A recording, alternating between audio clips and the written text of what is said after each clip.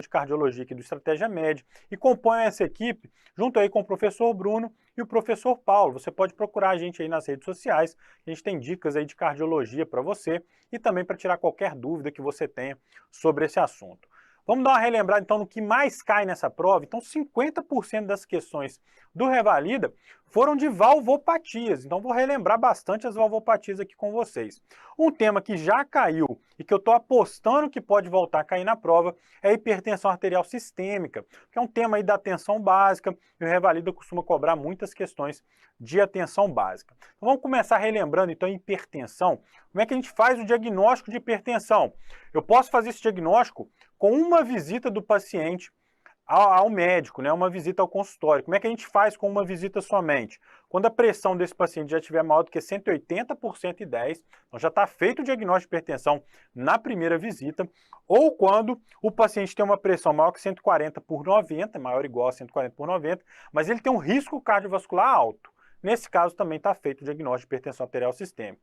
O outro caso, que é o paciente que tem a pressão maior que 140 por 90, com risco cardiovascular ou baixo, ou intermediário, ou moderado, aí a gente precisa de mais uma visita. Não dá para fechar o diagnóstico só com uma vinda do paciente no consultório, não. Eu preciso de mais uma visita. Nessa segunda visita, se a pressão continuar alta, está feito o diagnóstico de hipertensão.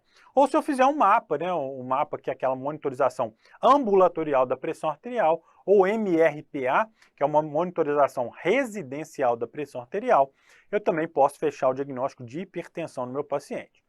MRPA, como é que a gente faz MRPA? É importante você saber isso, é tema da atenção básica. O paciente vai medir a pressão 3 vezes em jejum pela manhã, 3 vezes à noite antes do jantar. O paciente mede a pressão e anota a média delas, beleza? A gente faz a MRPA. Quanto tempo? 3 a 7 dias fazendo esse procedimento. Costuma cair em prova aí como 5 dias de aferições 3 vezes pela manhã, 3 vezes à noite em jejum, tá bom?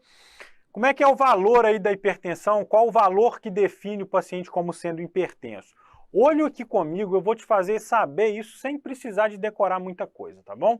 Então vamos lá, pressão normal. Quem tem pressão normal? 12 por 8, né? Assim que a gente fala, paciente com 12 por 8, a gente fala, ó, pressão normal, 12 por 8. Então de 12 por 8, 120 por 80 para baixo é pressão normal, tá? E aí como é que eu vou saber as outras classes? Fácil, fácil. Você vai acrescentar 20 milímetros na pressão sistólica e acrescentar 10 milímetros na diastólica. O primeiro muro, né, o primeiro valor intermediário, que era 120 por 80, nos conduzia para baixo, então era normal, menor ou igual a 120 por 80. Agora, os próximos muros das próximas faixas vão sempre sendo para cima, para a classe de cima. Então vamos lá, acrescentei 20 milímetros na sistólica, 10 na diastólica, eu caí no 140 por 90. 140 por 90 para cima vai ser hipertensão estágio 1. Soma 20 na sistólica, soma 20 na diastólica, 160 por 100. 160 por 100 para cima, eu tenho hipertensão estágio 2.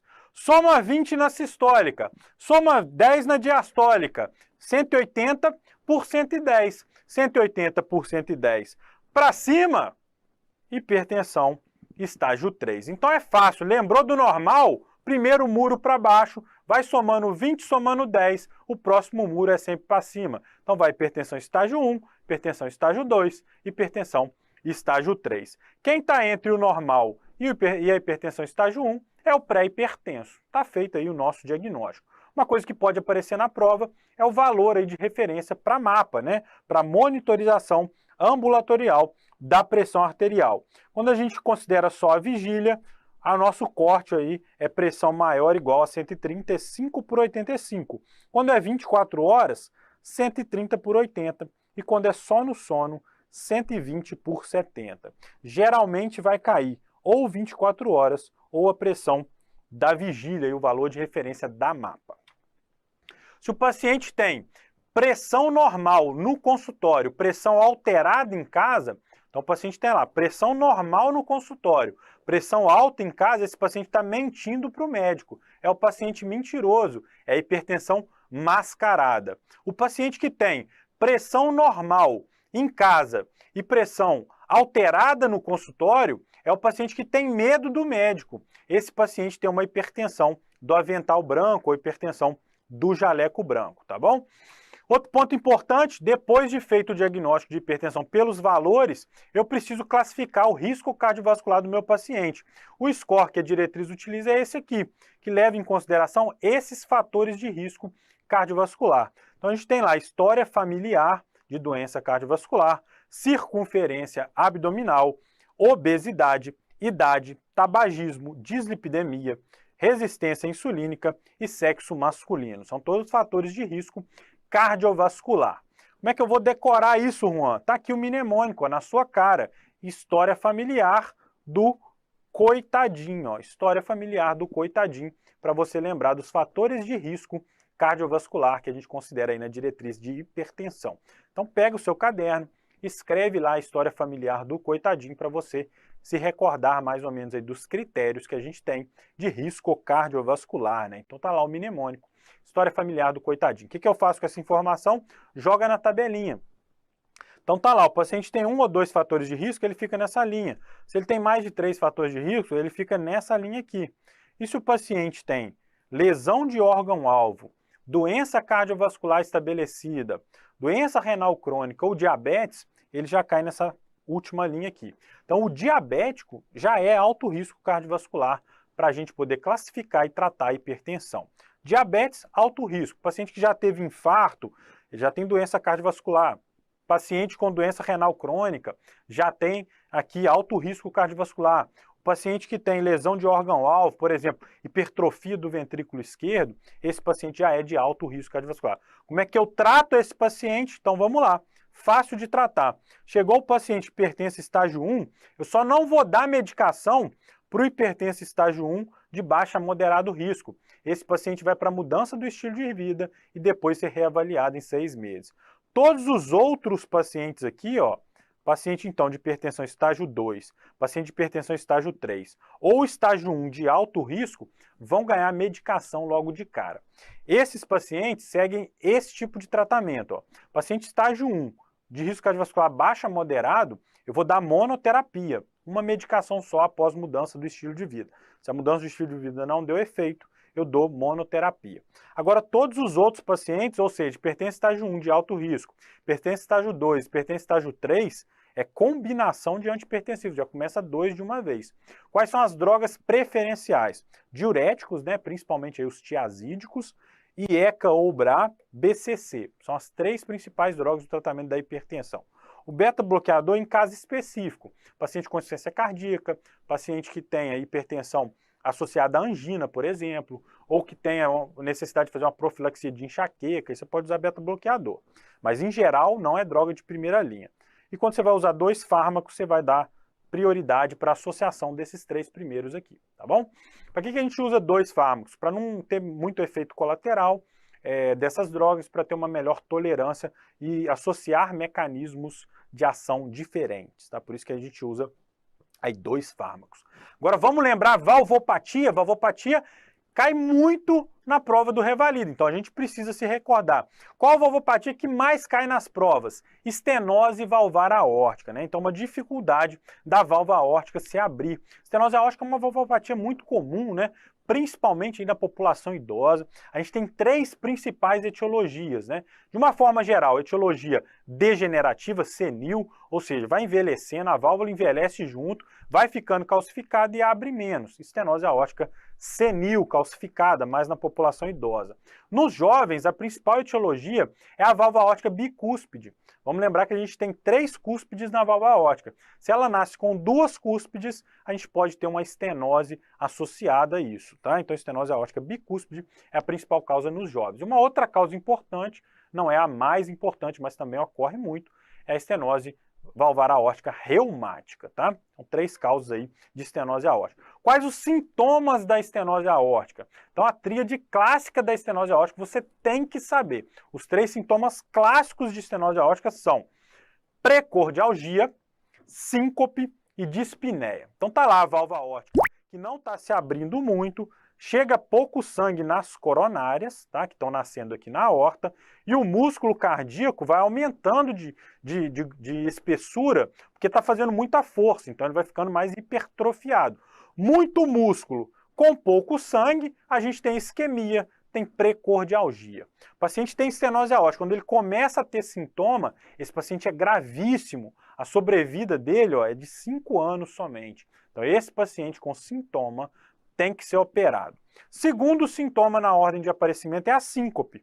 Por quê? Está saindo pouco sangue por aqui, está saindo pouco sangue pela via de saída do VE, chegando pouco sangue aqui em cima, né, nas nossas artérias carótidas, e aí faltou sangue no cérebro, o paciente desmaia, ele tem síncope. Então, segundo sintoma, síncope. Quando surge a síncope, a sobrevida média do paciente é de só 3 anos.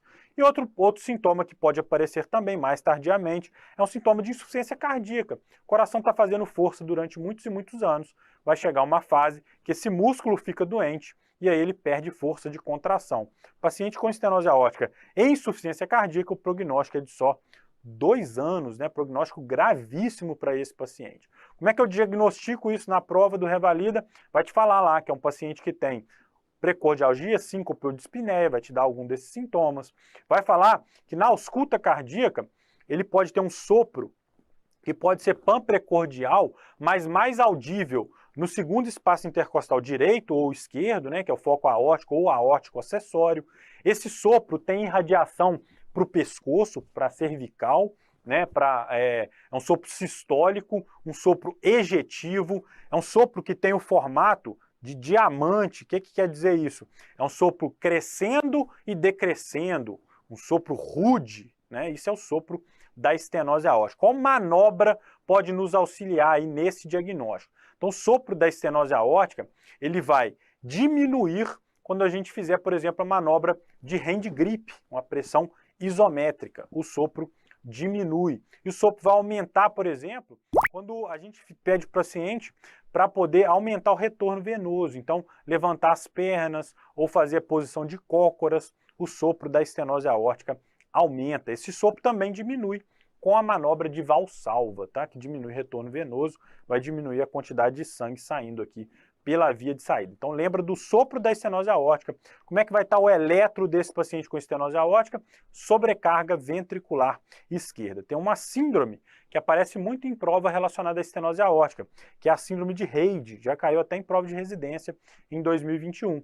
Essa síndrome é composta por estenose aórtica, disfunção plaquetária e angiodisplasia colônica com sangramento intestinal. Então o paciente tem sangramento intestinal, tem disfunção plaquetária, ou seja, aumenta o tempo de sangramento e tem estenose aórtica. Porque o fator de von Willebrand, que é um fator ligado à adesão plaquetária, ele se cliva batendo ali na estenose aórtica. E aí dá disfunção plaquetária e forma vasos no cólon que vão sangrar, tá? Lembra da síndrome de Reid? Pode ser que caia em prova, é muito comum ir nas provas. O eletro é esse aqui da estenose aórtica, ó. Sobrecarga do VE. Então a gente vai ver o que?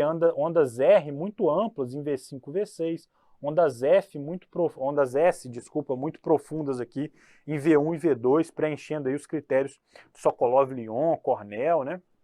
Então o paciente vai ter sobrecarga do ventrículo esquerdo, tá? No eletro e no eco também. Outra valvopatia que cai muito na prova do Revalida, estenose mitral. A gente tem que lembrar também da estenose mitral. Estenose mitral, 95% dos casos de estenose mitral, segundo a Sociedade Brasileira de Cardiologia, são por febre reumática, tá? Então, a principal etiologia disparada aí, febre reumática. Estenose mitral é uma valvopatia muito interessante. Como é que a gente vai ter a apresentação dessa doença, né? Então, a estenose mitral, uma dificuldade da válvula mitral se abrir. A válvula mitral se abre quando? Na diástole. Então a gente vai ter um sopro aqui no período da diástole. Esse sopro pode vir precedido de um estalido, o estalido de abertura da mitral, que é característico da estenose mitral reumática. No final da diástole, o que a gente tem? A contração do átrio. Então esse sopro pode aumentar no final da diástole, pode ter um reforço pré-sistólico, ou seja, um reforço no final da diástole. Então pegou lá uma questão que está dizendo que tem um sopro enruflar diastólico com reforço pré-sistólico, a gente vai pensar em estenose mitral. Esse reforço pré-sistólico que corresponde à contração atrial, pode não existir se o paciente tiver fibrilação atrial, por exemplo.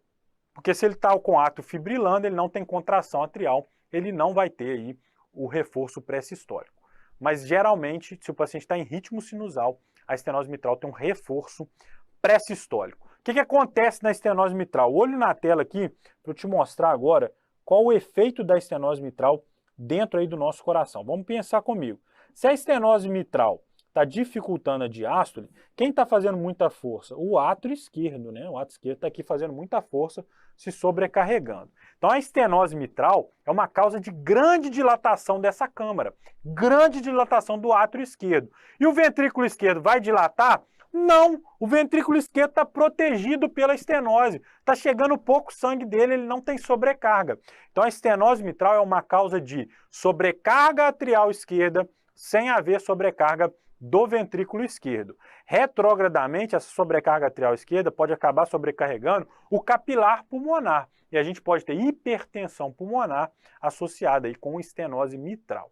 Estenose mitral é uma causa aí de primeira bulha hiperfonética, né? No fechamento ali da válvula mitral ocorre muito barulho, a gente tem B1 hiperfonético. Ponto importante que pode cair na prova, o raio-x da estenose mitral. O raio-x da estenose mitral é esse que a gente vê. É um raio-x cheio de sinais de sobrecarga atrial esquerda, sem sobrecarga do VE. Então a gente vê que o ventrículo esquerdo está pequeno, o índice cardiotorácico aqui não é grande, mas ele tem sinal do duplo contorno, que é um sinal de sobrecarga de átrio esquerdo. Ele tem o sinal da bailarina, que é a elevação do bronco-fonte esquerdo, que é um sinal de sobrecarga do átrio esquerdo, e ele tem esse quarto arco aqui aparecendo, que é o sinal do quarto arco, que também é sinal de sobrecarga do átrio esquerdo. No lado esquerdo aqui da silhueta cardíaca, geralmente a gente vê 3 arcos, botão aórtico, tronco da pulmonar e o ventrículo esquerdo. Quando aparece um outro arco, esse é o sinal do quarto arco, é um sinal de sobrecarga atrial esquerdo.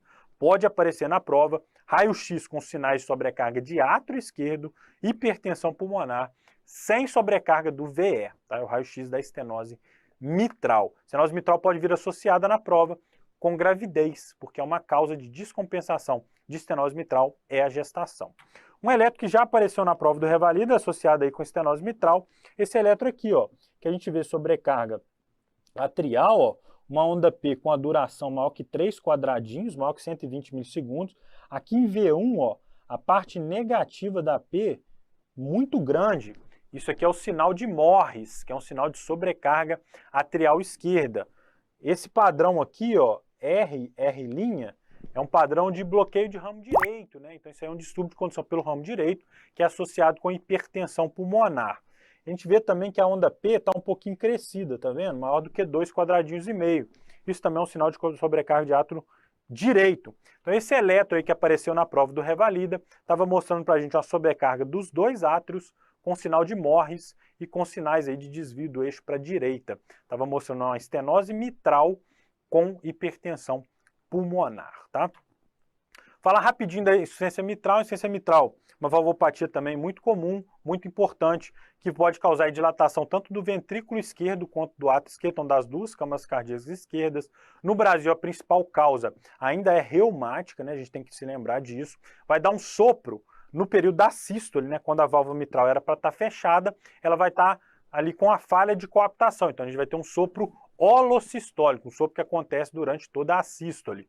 Esse sopro aumenta quando a gente faz hand grip, porque quando a gente faz hand grip, a gente aumenta a pressão aqui na aorta e facilita para o sangue voltar para o átrio, porque já que ele não consegue ir para frente, ele vem para trás e aumenta o sopro da insuficiência mitral. Pode ser que caia na prova, eu acredito que aí a probabilidade seja menor do que das outras duas valvopatias. E a insuficiência aórtica, que é um retorno do sangue pela aorta durante a diástole, vai dar aí um sopro diastólico, né, mais audível no foco aórtico, que pode irradiar também para o pescoço, né, os sopros mitrais vão para a axila, os sopros aórticos vão mais para o pescoço, pode dar pressão de pulso aumentada, que é uma pressão sistólica muito diferente da pressão diastólica. Então, pressão de pulso aumentada, a gente lembra de insuficiência aórtica, vai dar um pulso chamado pulso em martelo d'água, que é aquele pico na sístole e depois volta muito na diástole, né? O pulso em martelo d'água, característica da insuficiência aórtica, também pode cair na prova, já que cai muito valvopatia. tá bom? Qualquer dúvida, me contate aí nas redes sociais, meu Instagram,